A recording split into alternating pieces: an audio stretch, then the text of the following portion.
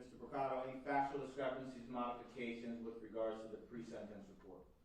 Yes, Your Honor. In defendant's statement, we did raise an issue with the court and defense counsel in regards to a comment that was made by the defendant during his interview with probation, whereby we explained that he had interpreted a gesture that Davion had made to be that of a gun prior to this incident taking place.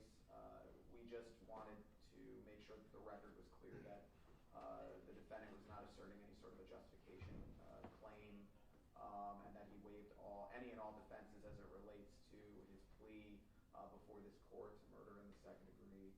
So we would just ask the court to make that inquiry. Thank you. Mr. Alpern, would you like to be heard?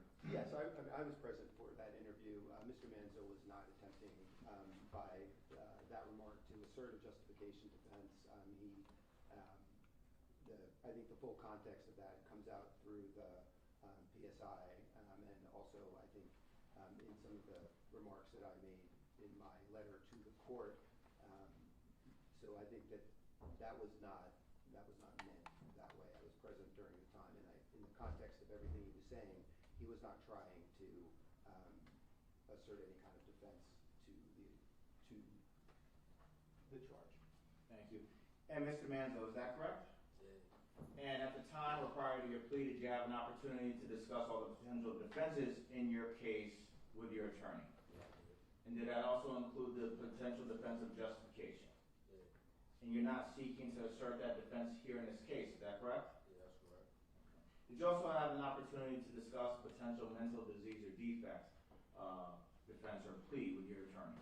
Yeah. And are you also not attempting to assert that defense in this particular case, is that correct? Yeah. Do you have any questions for the court or your attorney regarding any of those potential defenses or any defenses you could have asserted in your case? No. And you seek to go forward with sentencing in your case? Yeah. You're not seeking to withdraw your plea at all, is that correct? Anything further with regards to that, Mr. Brocato? No, Your Honor. Mr. Alpern, have you had an opportunity to review the pre-sentence investigation report with your client, and are there any factual discrepancies, modifications to place on the record? Yes, Your Honor. There's two small ones. On page 10, they're sort of toward the bottom of the middle of the paragraph. There's a clause, daughter's boyfriend. It should say daughter's father, I believe. Page 10? Page 10 under social circumstances. It's about.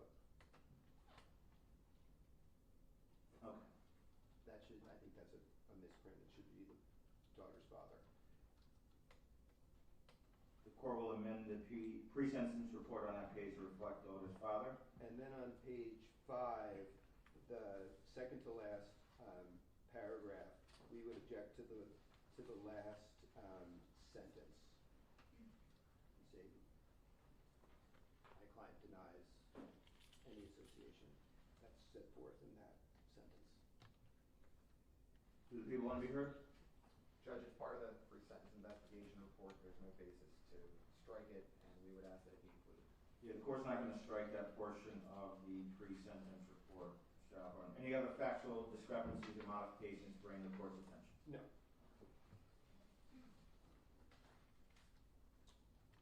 Mr. Brocato, are there any victim impact statements? Yes, Your Honor, at least 2, and we would like to begin with Davion's mother, Tashira, if she would please. Whenever you're ready. Come before the court. Just watch your step right there, okay? Just watch your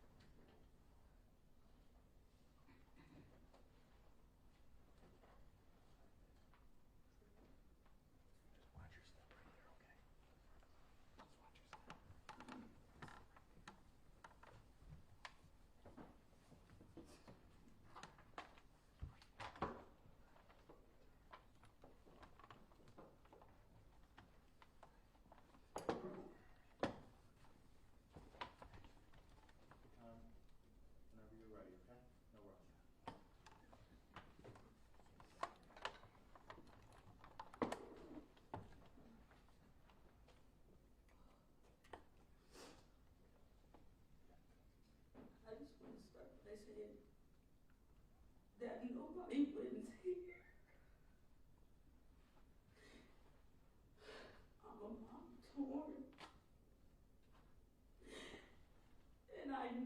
your mom is torn.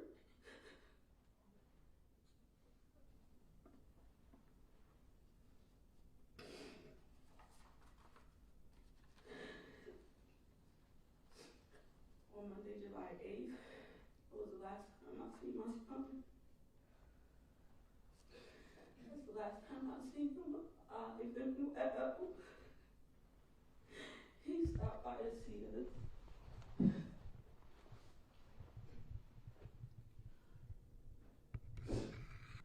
And I yell at him like I always do. Davi, where you going? What you doing? I hope you're staying out of trouble. Tell me I am, Mom. I asked him to take his sister and his brother to get some ice cream, and he did. He took them to the stores. He got them ice cream, he brought them home.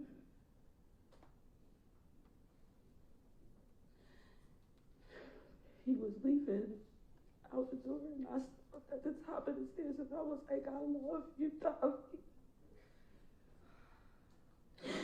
And he said, I love you too.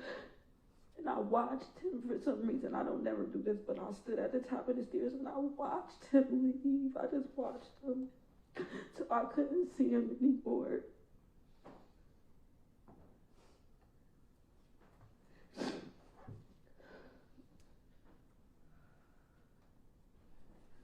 I went to work normal on July 9th.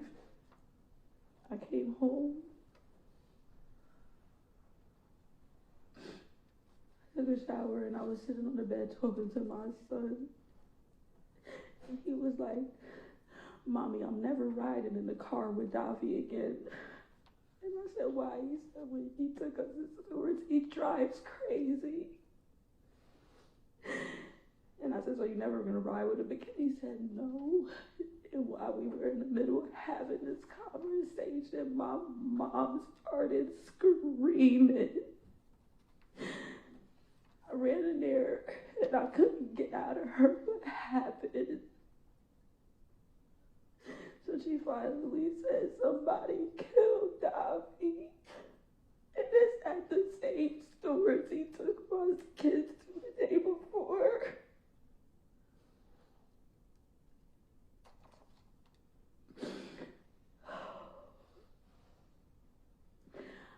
Blaming myself.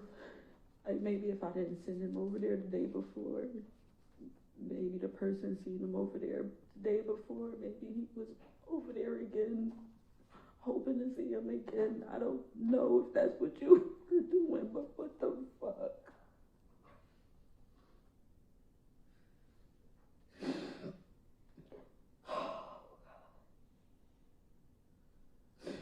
I can't even read from this. You, sir, are a murderer and you're a thief. You stole away from me. You stole away from my kids. They don't have their brother. You stole away from my mom. She has no grandson. Her grandson is born. You just stole away from everybody. I really don't care, but you stole away from your mom too. So you're just a thief and a murderer. You don't belong out here on the streets. I'm sorry. You don't belong out here on the streets. You had no regards for anybody. I'm so sorry. It's my fault. Alone.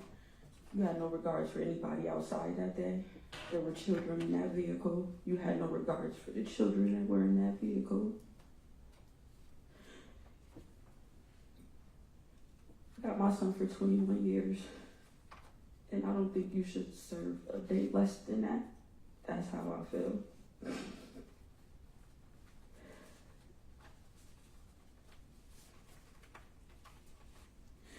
You stole my protector.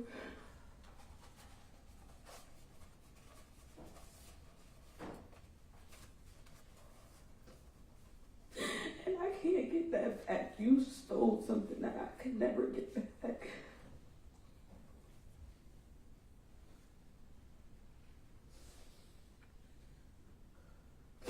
Nobody lives here. I would love to say, I hope you ride hell.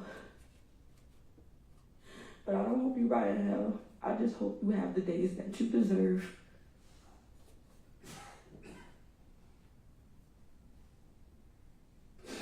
Your Honor,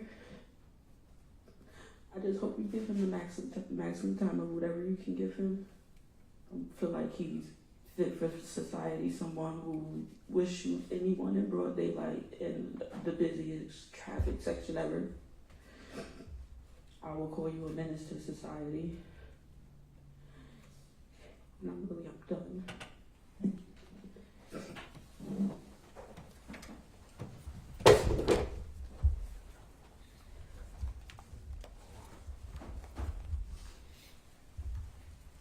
Any further victim impact statements, Mr. Picado? Yes, Your Honor. Avion's grandmother.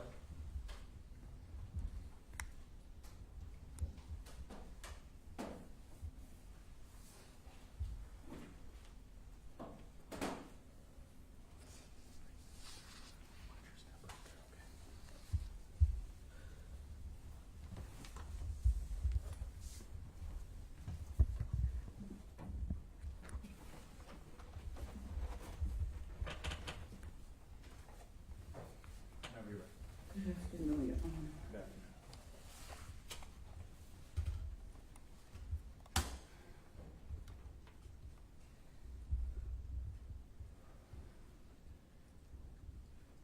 I humbly come before you today. First of all, I would like to say that no family should have to endure the pain of sitting to write a victim impact statement. This is one of the most difficult things I've had to do. Your Honor, I had to see my child in pain, a pain a mother should have to bear. I literally watched her turn into a shell. I saw her want to give up. I watched her hold on to the very last of her strength for her other children. The pain she endured was still is unfathomable. Your Honor, I watched all of this and I had to try and be strong for her because I knew she needed me. That in and of itself was something that had to be forced. I would at times need to go off alone to cry, scream, and let out all the hurt and pain that I tried to hide from the rest of the family. Your Honor, this has taken such a toll on our family. Your Honor, I find a way to function daily, but emotionally, I am numb. I feel like I'm here physically, but mentally struggling to find reality. Your Honor, this has taken a toll on our entire family. Since the senseless act of violence occurred, we have been in grief counseling. Your Honor, I have been diagnosed with PTSD, anxiety, and depression. I have to take medication just to sleep. Most times I don't sleep because of the violent nightmares I now have. Lastly, Your Honor, Damian Greer was my grandson. I often wonder if he would have gotten married. I wonder if he would have grown into the man he was trying so hard to become. Your Honor, on July 9th, at approximately 5:30 p.m., I received a phone call that changed our family's life drastically. It was the end of my grandson's life. I screamed, no. Then I barely had enough breath to tell my daughter that her son, Davi, was no longer with us. I couldn't breathe. I remember my other grandson telling me over and over again, breathe, Grandma, calm down and breathe. Your Honor, Jamel Mansell not only murdered my grandson, he chased him down to make sure he could kill him. Jamel Mansell only had one thing on his mind. He made sure it happened. I know Davy was in fear for his life, and I don't want to imagine what he was thinking in those last few minutes of his life. But without any regards to being a hot summer day in the middle of rush hour, without any regard for the people passing by, or any regards that there were 3 other people in the car, 2 being children, Jamel Mansell decided that it was my grandson's time to die. He chased down his vehicle, running through traffic, and pulled the trigger several times. Then he fled to get away. He ran to Virginia. Your Honor, my grandson tried to flee also. If Jamel Mansell would have allowed Davy to flee, he would still be here. With that being said, I now ask that you please give him the maximum assistance that the law allows. It doesn't bring my grandson back, but it allows someone else's grandson or relative to feel safer, knowing that Jamel Mansell will not be on the streets to hurt or kill anyone else. Thank you for hearing me, Your Honor. I love you forever, grandson. Forever 21. Avion Z. Greer. Thank you.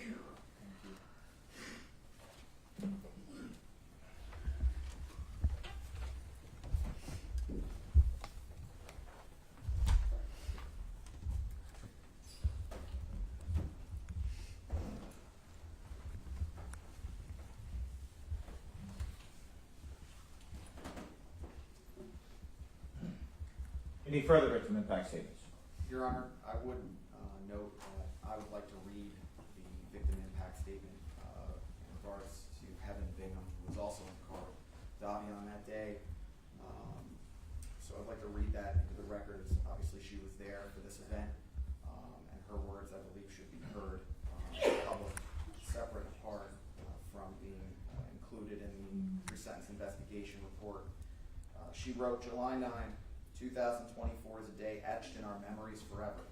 On that day, Jamel Mansell's actions led to the tragic loss of Davion's life. Davion tried to leave the area and Jamel chose run as fast as he could, shooting a gun into our car, causing the crash while he continued to shoot into the car, taking Davion's life. His actions left many of us with heartbreak and anger that will last forever. You affected many lives by taking Davion's. Many of us relive that moment and wish it never happened. Davion's life was taken by Jamel, and that day my life changed for the worst, wishing he was here.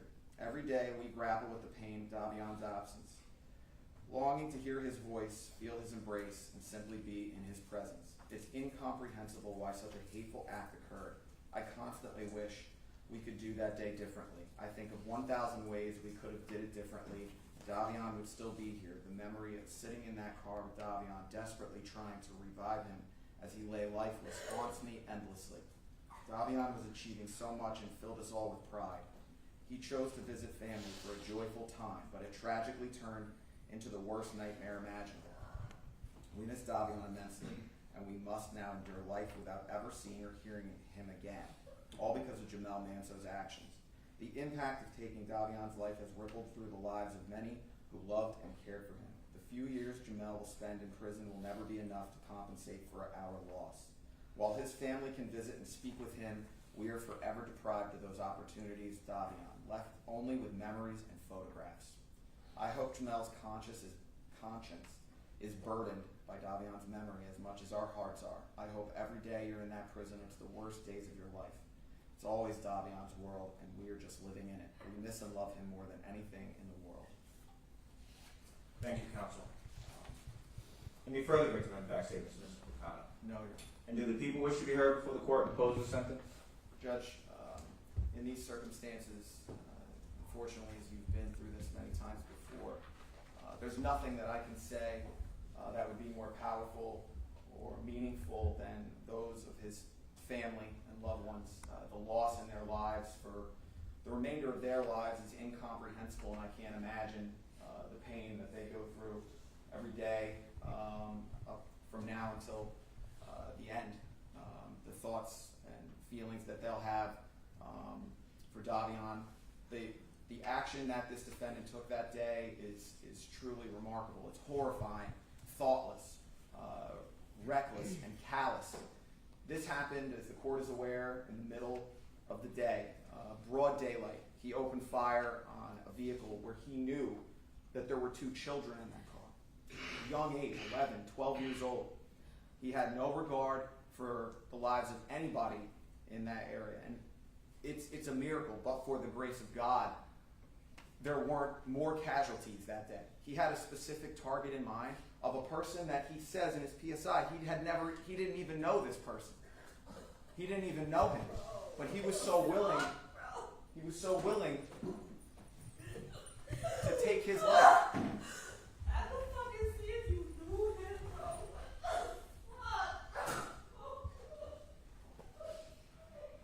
Whenever you're ready, counsel. It's horrifying that something like that could take place between these 2 young men, one of which will never be here again, and one of which is going to lose his life being incarcerated.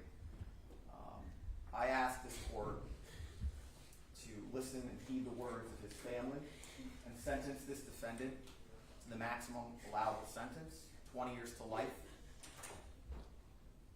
as justice demands that this defendant be kept incarcerated for as long as possible for the damage that he caused to Mr. Greer's family. Thank you. Thank you. And Mr. Alpern, do you wish to be heard before the court impose the sentence? Yes, briefly, Your Honor. Whenever you're ready, counsel.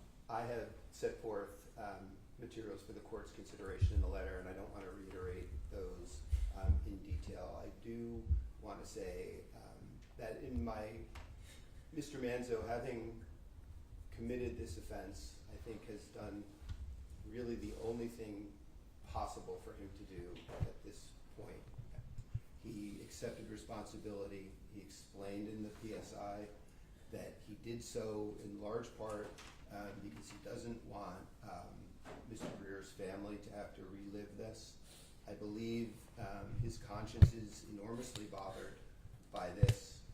He's accepted responsibility. He's remorseful for what he's done. He realizes how much he's hurt the Greer family, the community, his family, all of it. And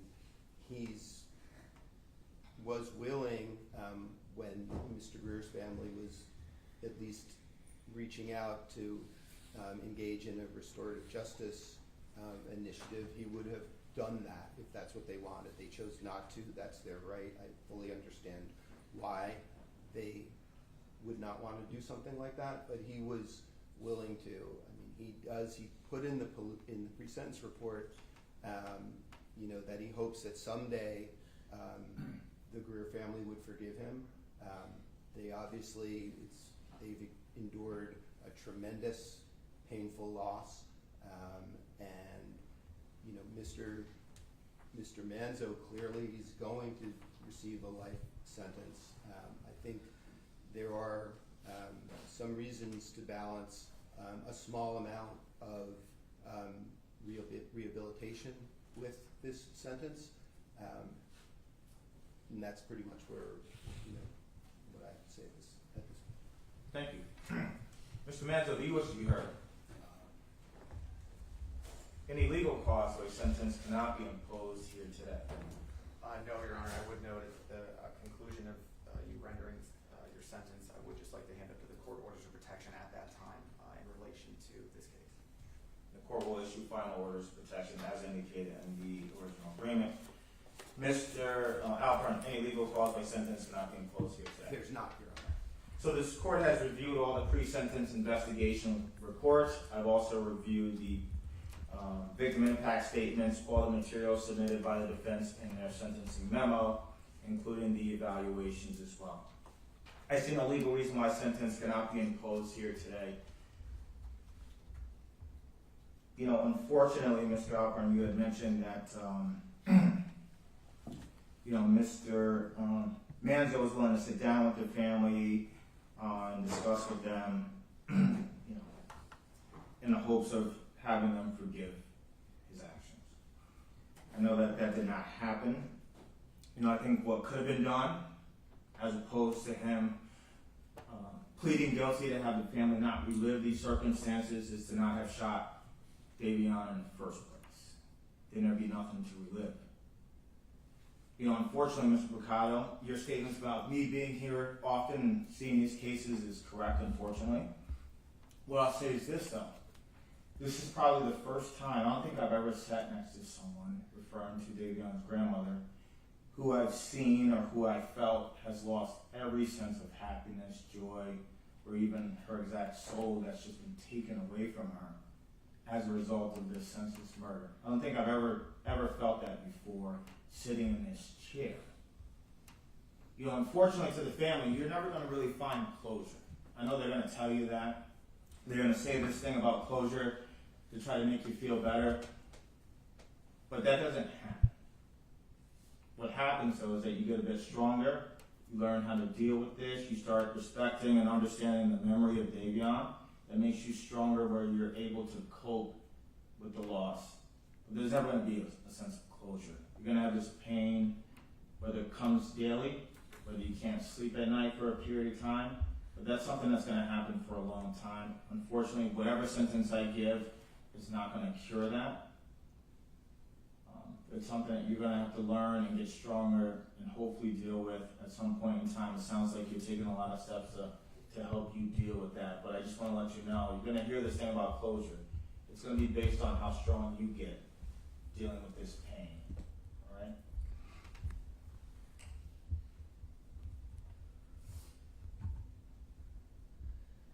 I'm not sure what it's going to take to counteract the senseless violence that happens, where we can gun down someone in broad daylight, shoot them, shoot at kids with really no care in the world. I'm not sure what it's going to take. I'm not sure what makes you think it's okay to do that, especially in the city of Albany. Seeing too many young kids, too many people like you, Mr. Manzo, who come here and they have no concerns in the world for anyone else, because those bullets have no name on it, right? I think Mr. Mercado may have said it, or, you know, by the grace of God, no one else got shot. No kids were dead, and there's no other parents here that are grieving. Under these circumstances, I think the appropriate sentence with regards to your plea to murder in the second degree, the Class A1 felony, is the indeterminate term of no less than 20 years to life. I'm going to impose all the mandatory surcharges and fees. I'm also going to issue the final orders of protection. You're going to have no contact with the protected parties. You're to stay away from their home, their school, their business, place of employment. You're not to communicate with them by any means. That includes mail, telephone, email, text message, social media, or any other electronic format. No contact means no contact whatsoever. It also means you cannot have third-party contact with those protected parties. That means you can't have someone reach out to them on your behalf. We're going to hand you the final order of protection. I want you to review it and sign it. We'll also hand you the final notice of intent with respect to appeal. I want you to also review and sign that with your attorney. Again, I'm going to impose all the mandatory surcharges and fees. They will be deducted from inmate funds if you cannot pay those fees.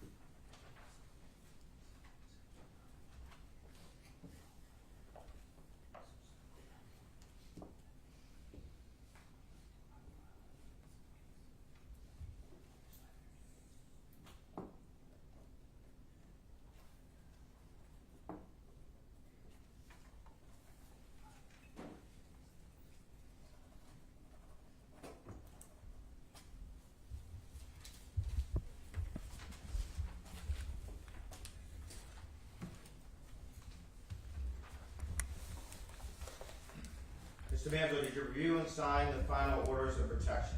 Yeah. Do you understand them? Yeah. Any questions for the court or your attorney regarding the final orders of protection? No. We're gonna make you copies, we'll serve you a copy of the orders of protection before you leave here today. Did you also sign and review the notice of intention with respect to appeal? Yeah. And you discussed that with your attorney? Yeah. You understand it? Yeah. And it says, I do not wish to appeal, is that correct? Yeah. Anything further from the people No, Your Honor. and defense? No, All right, thank you.